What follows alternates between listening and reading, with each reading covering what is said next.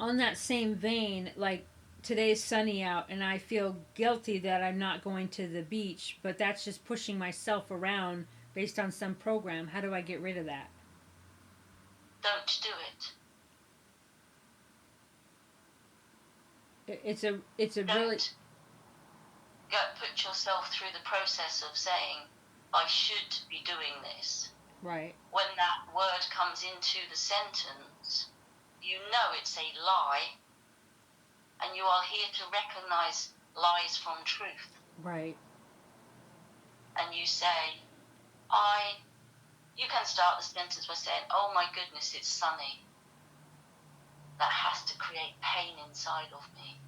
I should go and do something I don't want to do. And then you can say, it's sunny. I'm going to stay in today. Feels good. There is that background magnetic pull that I'm not doing right by my body if I don't go out to the beach. And you think making yourself do something you don't want to do is not You know, your body. I logically know that's not true, but that is what my programs think. Yes. But you understand that they're programs, you recognize them, so right. You're choosing to carry out this behavior every time that you do it from this point on. Right, and I'm not. Again, it's the same inquiry, the same vein, the same line as to why am I choosing to sabotage my peace? Right, and I don't let them push me around, like I don't go to the beach when I don't want to go to the beach, but the programs are still there, so just ignore them.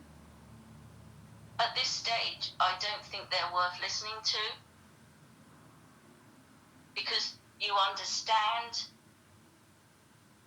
you recognize that they're happening, you understand that it's not necessarily your highest excitement to go to the beach just because it's sunny. But it's the same bully boy tactics that you use to sabotage your peace. Yeah. So do some work on your saboteur archetype and find out what it actually means to you, what is the payoff, and find out in this inquiry what are the possible positive aspects of this archetype that you can bring into play so that it's not just the negative aspects of the saboteur. The positive aspects are kind of probably the problem, because I can see the positive of how I might feel good at the beach, and it might be a good thing, and I can talk myself into maybe. No, I'm not talking about going to the beach. I'm talking about the saboteur as an archetype. So in his negative aspect, he ruins everything. He destroys all that is good. Right. But what is his positive aspect? Protection. He knows that he doesn't want to do something, so he doesn't do it. And that's the change that you need to make when these archetypes are playing strong in your field. You don't need to completely diminish and get rid of them.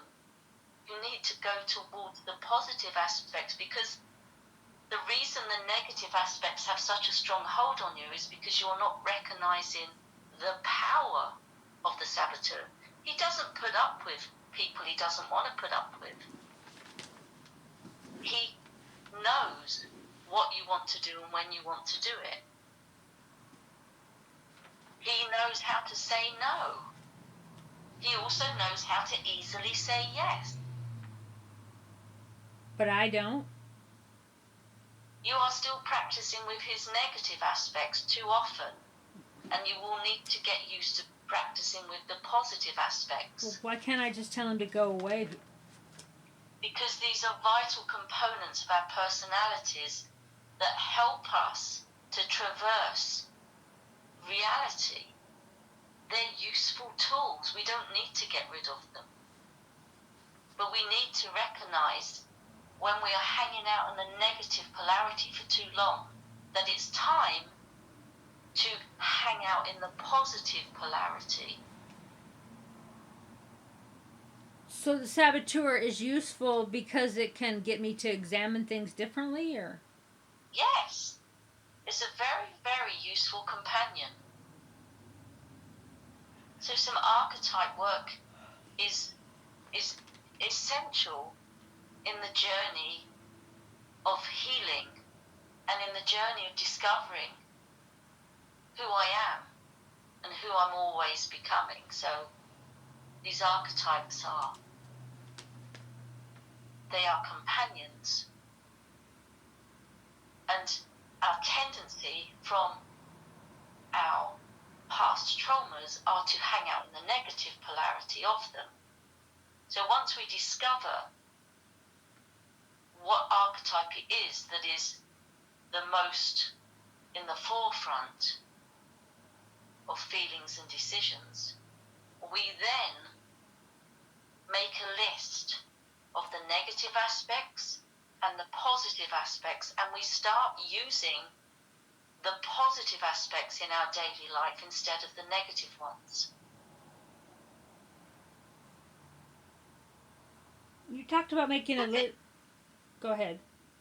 Well, the victim, as we know, we feel like a victim because we feel powerless. The positive aspects of the victim is the ability to not inflict ourselves on other people and make them feel powerless.